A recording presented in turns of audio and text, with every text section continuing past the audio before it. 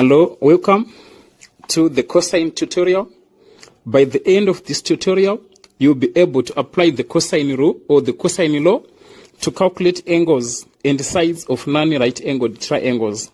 The cosine, like the sine rule, also calculate angles and sides of non-right angled triangles.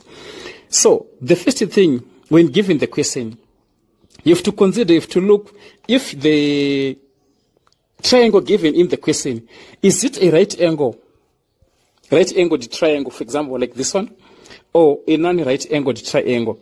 Then if it is a right angled triangle, you have to use the Pythagoras theorem. Then if it is the non-right angled triangle, you have to use the sine or the cosine rule. So the last tutorial was about the sine rule. Today it is the cosine rule. So let us begin like now. Given a triangle like this one, the side across angle A is side A, this is side B, this is side C. So where do you use the cosine rule? 1, on non-right angled triangles. 2, when given two sides and an angle between them. When given two sides and an angle between them, that is where to apply the cosine rule.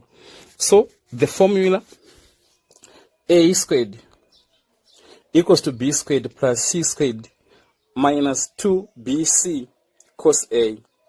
The thing is, the side we are calculating is the one that we have the angle at the end. Calculating side B, it will be cos B. Calculating side C, it will be cos C. So let us apply this formula. So here's the question. Find A.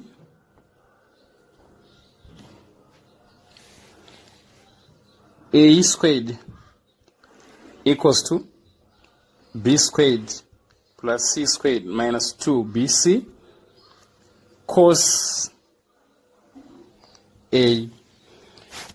So A squared equals to B squared, that is 7 squared, plus C squared, that is 9 squared, minus 2 times 7 times 9 cos 114.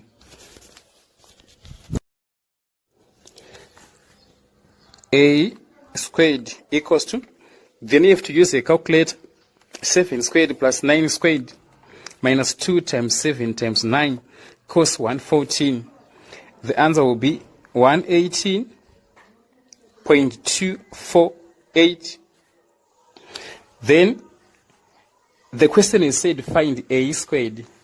So you have to find the square root of the answer, this answer.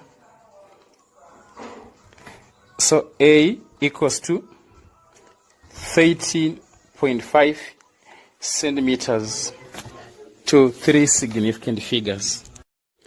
Okay, now it's your turn. Pause the video while you try. I'll be quiet for something like 10 to 15 seconds.